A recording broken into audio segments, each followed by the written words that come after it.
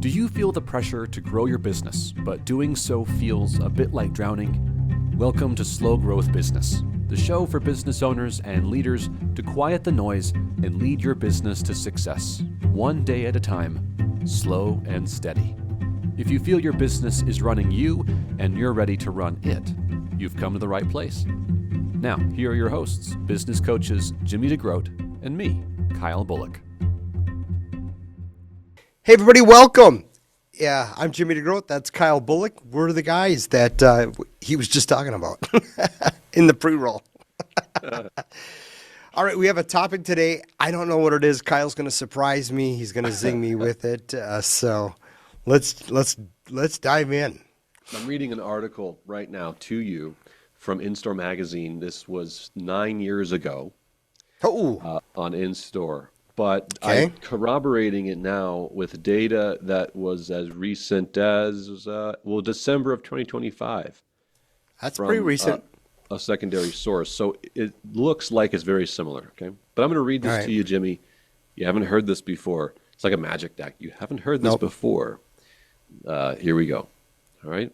Yep. The question that this article was asking, the headline here is, here's how many hours jewelers work per week. Jewelers are a hard-working group. They bring a question to us from their survey at the time. How many hours do you work a week? Seems to be very similar today as well, but I like the way that's presented in this article on In-Store. So are you ready, Jimmy? Yeah. Okay. I'm scared. Started with the question, describe your workload. 46% said that they were overworked. 48% said they were just right. So almost half and half. Okay. Only 6% of us say that we're underworked. All right? Wow. But almost half say they're overworked. All right. Do you feel fairly paid for your work? We're going to come back to this one in a second. Half of them said, yes, I feel fairly paid for my work. It's fair pay for being the store owner. Mm-hmm. A third of them said no. And then another quarter of them said, no, but I don't care. That group blows my mind, you guys. 22% said, no, I don't feel fairly paid for my work, but I don't care. Holy free holy, guys. That's okay. I want to reality check that. Okay. All right. And then if you're away from the store, how long can you comfortably go without checking in?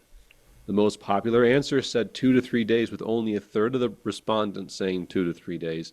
I want to talk about the 11% that said they couldn't go 4 hours without comfortably checking in. Of course, I didn't answer the headline here. Here's how many hours jewelers work per week. Remember what I said. About half of them do not feel fairly paid. Half of them think that they are overworked. Okay? Yep. The average answer, most popular answer, was 50 hours a week. 50 to 60 hours per week is the typical jewelry store owner's workload. And corroborated most recently in 2025, how much does a jewelry store owner make in income? Oh. Okay. Are there numbers there? Are there real numbers? I've got numbers for you. I've got numbers for you. Lay it on me. Their salary ranges. This is their salary ranges for a solid and stable store is around $70,000 per year. It can be as low as $35,000 to $70,000 per year. Now, what would be the total owner's take-home pay, including profit? That would be the net profit. Okay. This isn't a store that's making between, let's say, $1 to $1.5 million per year. That's many, if not most, of the independent jewelry stores out there. Yep. All right. The owner's take-home, including their salary, is between $120,000 and $250,000 per year. That's a big spread there. 120 to 250. Now, I'm telling you all of this because I want to take stock of something, a couple of my own observations, and Jimmy, you can share your own. That's a decent wage. I'm not going to lie. For a business owner in jewelry, if you're not making six figures a year, you need to call us immediately. because jewelry store owners should be making six figures a year. Yeah. The amount And of we time, probably could energy, find it. We could probably find it right in the boxes in your store. Yep. But most of you who are listening to this who are in that range do make that much money. And I would tell you that if you have $1.5 million store and your overall take home is only $150,000, that is extremely low in comparison to what you could be doing. There was a chunk of people in this interview that just blows me away. No, I don't care that I am unfairly paid for my work. Okay. You're working hard. Most people respond with, I'm overworked. I'm working 50, 60 hours per week. But you're wearing these golden handcuffs that really aren't gold. They're more like silver because they're not that valuable. Right. Not going to lie to you. You're making $150,000 a year, maybe 200,000, and you go, well, I got to work 50, 60 hours a week to make it, and so I can't. So you've ended in this death spiral as a business owner that I'm making a pretty decent wage, a pretty decent living. Doesn't feel that way. I'm definitely feeling overworked, and by the way, you absolutely are, especially in today's age. Oh yeah, 50 to guaranteed. 60 hours is unquestionably overworked and Guaranteed, inappropriately so. Yeah. So I want to take a moment, Jimmy, and get your response because you're hearing all this fresh on what you're hearing when you hear this data about being overworked and the overall take-home pay of the jeweler in 2026. I'm saddened by it because I think, because you and I can kind of see the light at the end of the tunnel. You and I can see what they could have. So it does kind of sadden me a little bit. And I could, of course, dive into it right now. But I'm going to use you, Kyle, and a little bit of me as the inspiration for, I think, what the ideal should be. You've gotten kicked out of your store essentially from the people that work there because the store runs just fine without you. But that's all because of you and what you've set up. You've set them up for success. And the thing that I think saddens me the most is that, and I'm going to preface this with the reality. The reality is you started that store probably from one jewelry case, and it's probably borrowed jewelry or stuff you bought over the counter. And you got a bench, and you turn around from that bench doing sizings and all that kind of stuff, which will keep you busy. If you've got a little plaque out front that says, jewelry repair, you'll be busy like that. And you started that store by the skin of, whatever you've got. It probably went into debt doing it. And so it's almost like every single step of growing that store involved you and your efforts. And I do empathize with people that are afraid to give a little bit of that power away. A lot of times you and I will sit with our clients and I'll say, what's one little thing that this person could do? Could they make the schedule? Could they arrange these showcases? Could they do, take what little leadership role could we take? And I do empathize with the fact that, it's scary. I dealt with a store one time that didn't want to do training or consulting because they didn't want to change anything they did to get to $2.5 million. And I thought, oh my goodness, they were scared to change anything because that might all go away. So I'm sorry for the long answer, but it comes with frustration on our part, but also empathy and understanding that, that's a scary little egg to release out there into the world. Sure.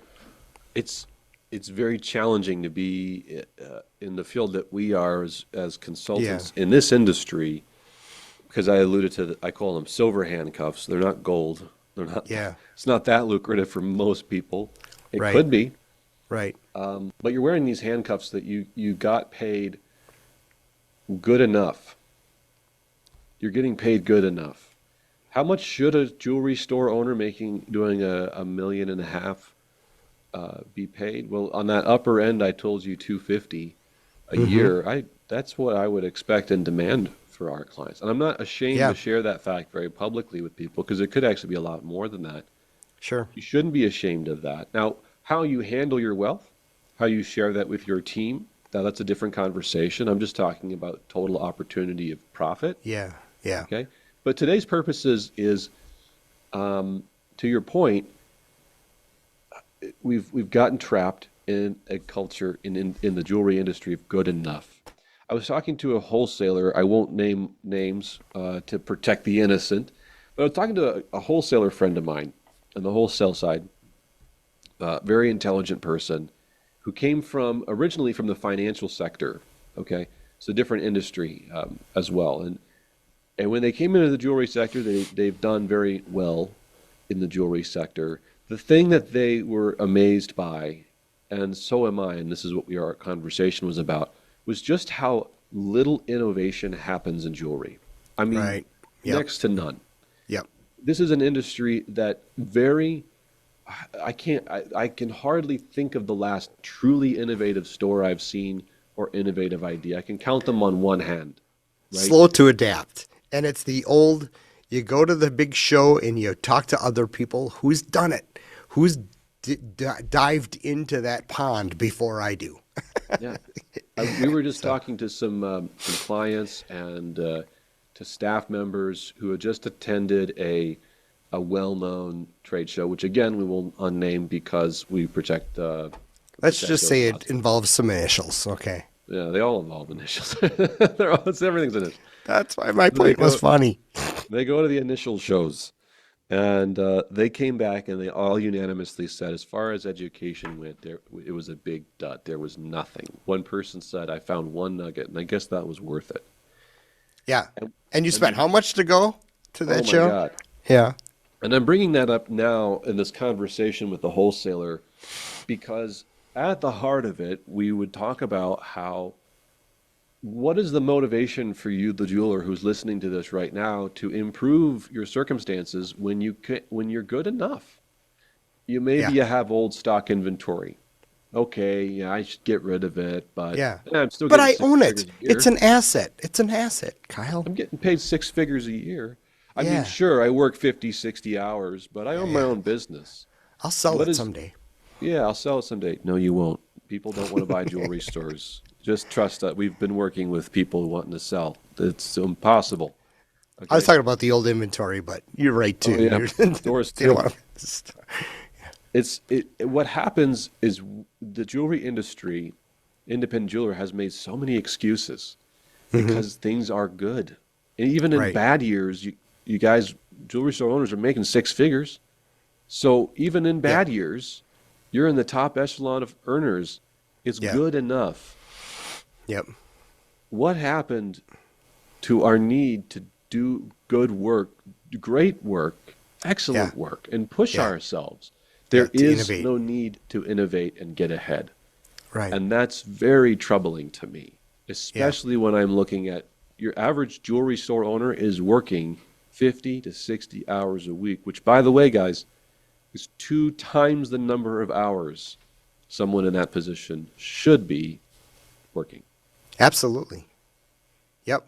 You should be going to those kids' basketball games and swim meets and, grandkids and all that kind of stuff. That's absolutely.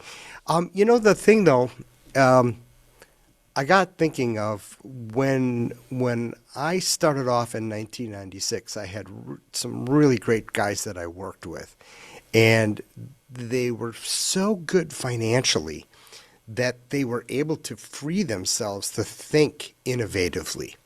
And I was the example of that free thinking. They hired me as the jewelry insurance replacement guy. Okay, um, they yeah, and so I mean, who does that? What jewelry store has a person that just works with insurance companies? I went and did that for a couple of years, and that kind of a lot of different reasons why that just kind of fizzled. But then eventually became the manager of the store, and And that was because I was sitting around the breakfast table with these three guys saying, hey, nobody's managing this store. And they said, well, why don't you do it? So by the time I was done with my scrambled eggs, I was the manager of the store. And I was the guy that brought it up. But here's the really cool thing. We had the attitude. We had breakfast once a week. And we were always talking about what's the one thing that we need to fix and change in our store. And Larry would say, I'm really frustrated with our inventory. I don't know how to manage or handle inventory. Let's bring in some people. So we brought in some consultants. And then it was marketing. I was really frustrated with the guy down the street getting all of our market share. We went and dove into that. So everything that was a point of frustration, we dove into. And we were fortunate because we had 4 guys basically doing it. But we used frustration as our motivator. And I don't know, Kyle, is there enough frustration out there to motivate people to improve their inventory, improve their teams, improve everything, It's hard. I think we've struggled with that since we've started working as one-on-one coaching. Yeah. As we just set up a scenario we're ready to hear where the answer, Jim, I think it's no. Because I use this all the time with our clients, this analogy of the frog in water. You put a frog in boiling water, it jumps out. You put a frog in lukewarm water and slowly raise the temperature, and it will stay in there till it boils to death. All right? Yeah. And what we are as an industry is a frog that likes this lukewarm water, and as it comes up, we make all these reasons why I'm not going to be on the fourth the cutting edge of technology or on the cutting edge of sales or in changing my store. And then we do reactionary changes because we just want the door to chime and jingle and bringing people in. And I'm saying all this because if you look at it within the jewelry industry, within the pot of water, often the things that I think we're alarmed about as an industry are really not that alarming. It's like gold prices. The people are so freaked out about gold prices. And honestly, it's not even that big. I can't believe I'm saying this, so someone will quote it, but I don't think it's that big of a deal, okay? Because if I step outside of the water and I look outside, like I look at the hospitality industry, hoteleries, fine dining, and I look at what's been going on in those spaces for the last 10 years, as far as the customer experience, personalization, so on and so forth, we are in the stone age compared to what they're doing. Yeah. And they're doing it so well. And the proof in the pudding is that younger generations are not coming in the store because they don't wear jewelry. The proof in the pudding is your door is chiming less because transactions are down, and gold prices are up. But what we're going to do as an industry is we're going to start doing these campaigns to try to get people in. And they're the same tired campaigns that we've been doing for 20 and 30 years. Right. Yep. And the same slogans I've heard, you've heard, for 20 and 30 years. But we look at these other industries and I go, we are in the stone age compared to what they're doing. So you're asking, are we frustrated enough? I don't think so. Right. And you and I talk about this all the time, so let's just air it. We are hungry and desperate to continue to find jewelry stores that are wildly dedicated to the consumer's experience, and they are frustrated to all heck with good enough. Yeah. We want to find people like that who are frustrated with that this is good enough. It's not okay. Last week in our little presentation in our webinar, I talked a little bit about Rory Sutherland and his book Alchemy. And at the end of the presentation, which was actually on YouTube, he talks about how AI is going to greatly continue, not start, but continue to affect retailers, especially retailers with doors, okay? And he said, and we can look back 20 years at self-checkout lines in grocery stores. That's the start of it. And they are becoming more ubiquitous, and they're becoming more prevalent. And so anyhow, but he says how this is our huge opportunity with the onset of AI and the continuing onset of it. There's going to be a hunger for personal interface conversation and people that are experts that know what they're doing. You and I were just talking about this. Fashion consultants, okay? People that know what they're doing, as opposed to when I walk around Lowe's right now, I ask for help. The guy that I ask goes right to his app on his phone, and I'm thinking, I don't need you. I don't need you for that. Anyway, but this is a golden opportunity for us. And basically Rory is saying, get hungry to make change in your organization for excellence in the interface between customer and salesperson to make that a delightful thing. So, I'm just begging people listening to be upset by good enough. I mean, I mean, seriously, the data I just gave you at the top of this podcast, you're working 50, 60 hours a week. You might be listening to this at your desk or in a breathing moment of your day, right? You're watching your whole life go by in the same four walls that you've been in for years. And sure, you make a decent living. Maybe you make on the top end of that. But there's a view of the store that you can take, is just to go to your front door and just take a look at it all. Just take it all in from the view of a customer, from the front door, and ask yourself, is this the best we can offer? And it may not be. You may go, "Wow, is it what? Do you totally renovate the store and do?" No, you don't have to totally renovate the store necessarily. No. Do your cases look goofy? Is there trash in the background? Is it kind of ho hum? Are all your elements filled with pen marks and ripped and torn? Yeah. And then ask yourself, is this the place that I want all of us to be in all the time? Yeah. Really? The thing about AI, and I have never really freaked out about its place in retail, because years ago I adopted this belief that, and it's not a belief, it's data that says I'm not going to let me and my staff work more than 35, 40 hours a week. And as a result of AI now, it is easier than ever for me to accomplish that for everyone involved, including my jeweler.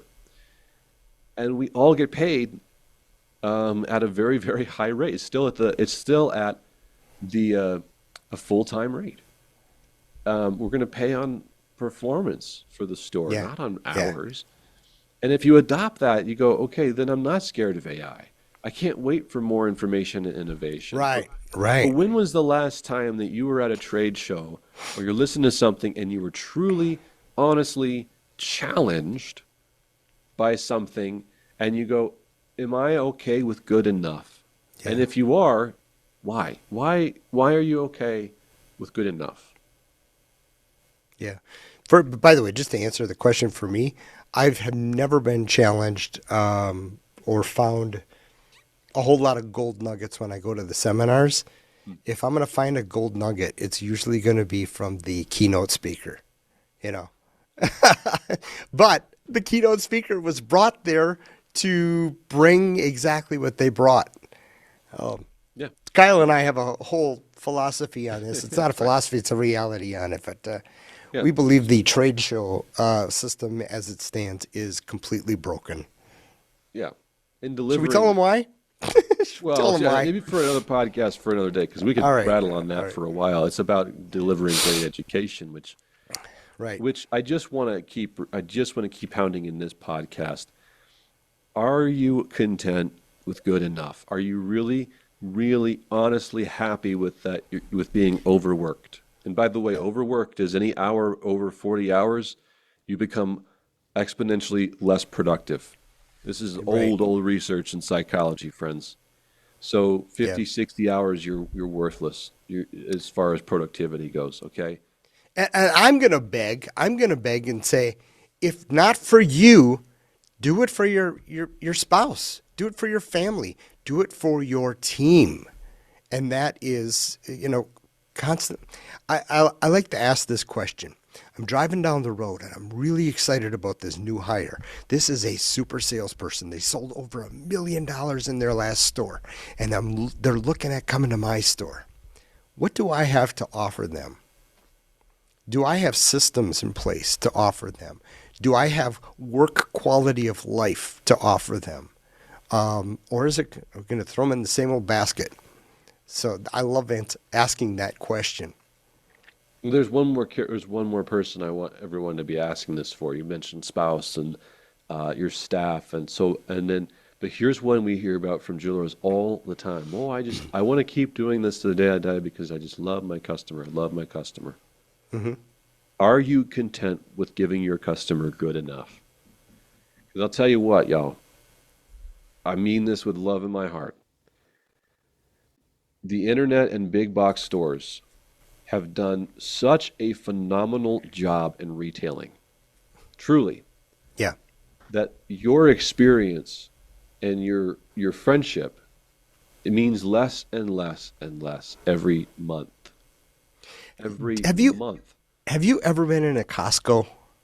Oh my gosh, they're just the best. The best. I know you don't have one near you, Yeah. but I was telling Sharon the other day, I'm like, I wanna buy stuff from there. Yeah. Anyhow, but Guys, look at you're right. I just heard a great story about Red Wings. Okay, Red Wing, Red Wing boots. Yeah, Okay, I know anytime very you well. buy it, and what is it? North Face or Patagonia does this as well. Anytime you buy a product from them and it gets all beat up, torn up after years and years and years of wear, you can take it in and they will refurbish it for free for life. Really. Yes, Wow. brand spanking new. Okay, Wow. and it's because they love their customers so much they'll do this. Now, guys, that's a shoe brand. That's a shoe brand. And we're over here, and they do it as part of their shoe. And we're over here selling Montage care plans, which God bless Montage and anybody else who's doing those. They have a place. But are we Yeah. overemphasizing the need to actually add another penny when we could just put that as part of our Marketing our budget. deal? Because Yep. when my shoe brand, look, I can take I could take my boot, my shoe, and get it refurbished for life for free, no questions asked. Yeah. And yet I got to jump through hoops for my ring. Yeah. This is where I say we're getting left in the dust because that's what's going on right now in the retail brands that are successful. You mentioned Costco being one of them, but you better also believe, folks, that Signet, what was it, last year, has begun to put together a plan for more personalization stations and training for their salespeople to personalize experiences in bridal. I'm not just talking about custom jewelry. I'm talking about personalized experience packages for people to go in and have a personalized experience because it's the number one reason that people are buying jewelry right now. Personalized expression and experience. And so I'm going to reiterate, I'm being impassioned, Jimmy. Yeah. Guys, You're on are a you- soapbox, man. Yeah, because it's part of my DNA. I cannot stand good enough. But are we truly content with good enough? And if we are you okay? Are you really going to be okay with giving your customers good enough? Yeah. Yeah. It bugs the heck out of me. Yeah. And could you sit there in front of this new super duper hire and say, we're good enough. We're good enough. Or the other thing too, and like you alluded to it before, but we're going to spend a lot of time together. We're probably going to spend more time together than we spend with our spouses. Okay. And we're going to be doing this. I mean, is this a place? Do I like how this place looks? Do I like how it feels? Do I like how we present ourselves, our culture, our team? Do we get along? The jewelry in the cases, is it worn out and tired? And I keep putting the same crap out every single day and it doesn't sell. Okay, let all of that please get under your skin and let it please just bother you so much that you call us. we'll help dislodge. We'll help dislodge the plank in your own eye before you remove. That's right, man. Right. We don't want anyone to. We want to work with independent jewelers who want to be innovative and enduring in the jewelry space. Yeah. Yeah. And so I guess I'm going to end my soapbox with this. I started with this data, Jimmy, about the average store owner working 50, 60 hours a week. They're getting paid 150, maybe 200,000 a year at $1 million, $1.5 million store. And I'm going to tell you, because I have seen it over and over again. Number one, that even though it's the norm, is not what you should be doing. There are so many, well, I won't say so many, but the excellent stores, truly excellent ones, are working less than 40 hours a week. The owner is working less than 40 hours a week. The staff is working less than 40 hours a week, but getting paid more than that. All right, they're getting paid $250, even $300,000 per year in the ownership position, and maybe even offering that profit as a share to people. Those are excellent stores, and you can be one. And maybe you're there, maybe you get there, but on the adventure to get there is the way of creating an innovative and enduring brand that is blowing the socks off of your customers. And what financial freedom brings you? If you sit there going, I'm making enough money, it's good enough. Let me paint this picture. It's after Christmas. You've put in your reorders. Okay. Post the season, you have several $100,000 in the checking account and only $20,000, $30,000 in payables. You're going to take all that money and you're going to have a really, really great year starting in January because you could make a huge draw. The staff's going to get a little bonus. You don't have huge overheads. And you're buying yourself something that's truly important for your customer. You're buying yourself financial freedom.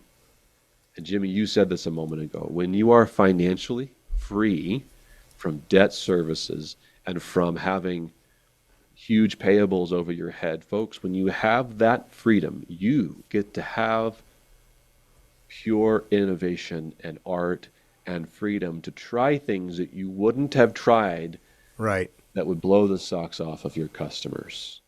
And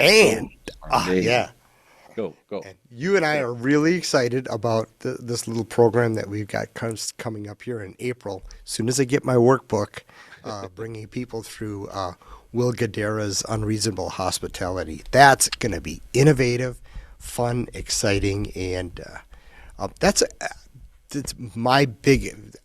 I'm hanging my hat on this big time because I think it's the key to our future success. Just like Rory Sutherland said, we have to, we've got to be innovative. We've got to be excellent. We can't settle for good enough. So I got to stop there. Otherwise, I get preachy, just like you. Me too. I got to start playing. I can start playing my Hammond B3 organ, and amen. Guys, if you're listening to this, trainretail.com. We have resources. We're not just a video platform. If you've known us as a video platform, we are on the platform. We are your virtual coaches and training guides on repair training, product training, sales training, management training happening every single week. It's $150 a month for the whole enchilada. We're also doing a lot more live web trainings this year. So jump onto our platform. You get a free month. Go to trainretail.com for our video platform. Use code free month. You get a whole free month on us. Don't like it, you can stop at any time. But what we're looking for, infectiously looking for, are jewelers who heard this message today and said, you know what? I want to be challenged every week, every month, every year to be cutting edge of retail, not just the jewelry industry. I want to be on the cutting edge and innovators in retail. Yeah. If that is you, we want to be that source for you. Go to trainretail.com, shoot us an email, and we would just love to connect in some way, shape, or form. All right? Yep. First call is always free. So I'm Kyle. That's Jimmy. All right. Be awesome, guys. We hope you leave this episode a little better than when you first began. If you'd like more resources to grow your business slow, steady, and consistently, check out our on-demand video catalog at trainretail.com. Or if you have a question or frustration we can help address in your business, write to us about it. We love to help solve big, ugly problems. So hit us up at kyle@trainretail.com or jimmy@trainretail.com. Good luck out there, and we will see you next time.